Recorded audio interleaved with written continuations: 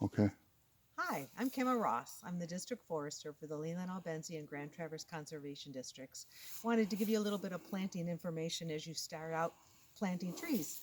We have a white pine here, our Michigan State tree, and it's a bare root seedling, and we'd like to get it correctly in the ground to give it the best chance to survive. So what I've done is I've prepared a site that's about 18 inches in diameter. I've cleared away all the existing vegetation, which is called scalping. It's about 2 to 4 inches. I've gone down and removed all the roots. So that this poor seedling doesn't have to compete with that existing vegetation.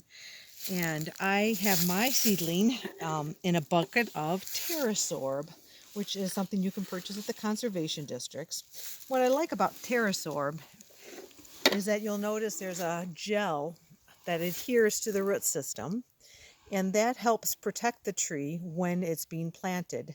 So luckily today is not, but sometimes it's sunny, windy, dry, and these roots will dry out immediately, but the Terrasorb protects them. And then when you actually put it in the ground, the Terrasorb helps um, collect the moisture from around the area of the planting hole and helps them get through some droughty times. So I've prepared the soil. I've done some scalping, getting rid of the existing vegetation, and I'm going to use some compost from a local person in Maple City, and along with some biochar mixed in with the compost. And I'm going to mix about 2/3 of original soil with about 1/3 of the compost in order to enrich that planting hole and make sure this seedling will have nice moist soil around it to get through the dry times. So I'm going to make sure that I'm going to plant the tree um, with the roots all facing the direction that you want them to go. So for instance, if you put this tree in the ground, but you don't dig your hole deep enough, the roots are either going to be what's called J-rooted, like the letter J, or they're going to be bunched up, or they're going to start to do these turns and twists, and eventually those roots are going to actually strangle themselves, kind of cut off, and they won't be able to do the job of absorbing water and nutrients from the soil. So you want to make sure when you put your seedling in the ground that all the roots are pointing in the direction you want them to go, which is down.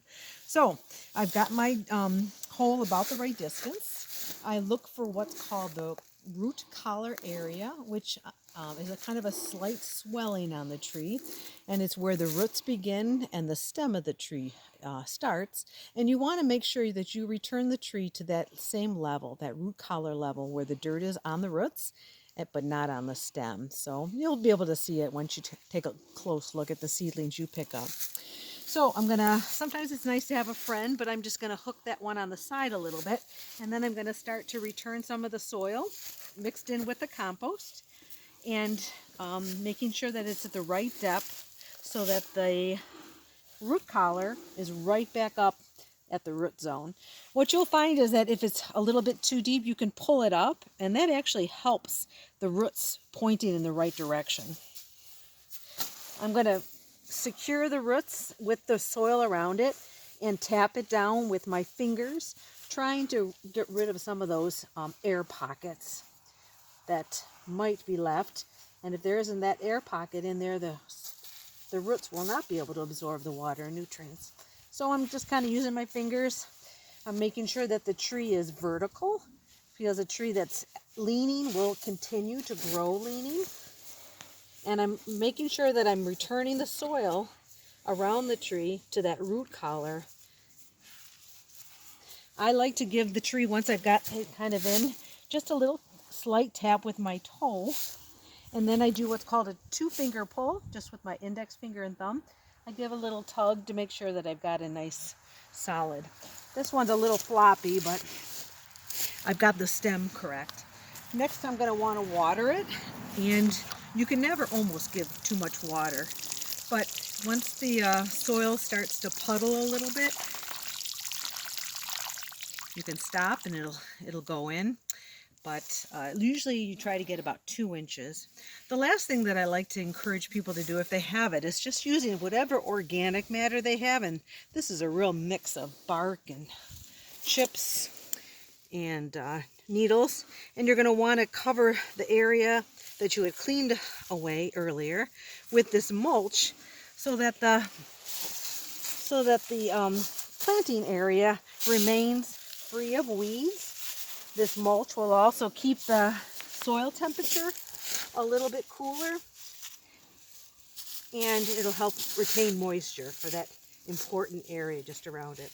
I'm not going to put the mulch right up to the stem of the tree, but in an area about 18 inches away. So that's basically how you're going to keep your tree successful. One thing is you remember to keep them cool, which is like 43 degrees is perfect for tree seedlings.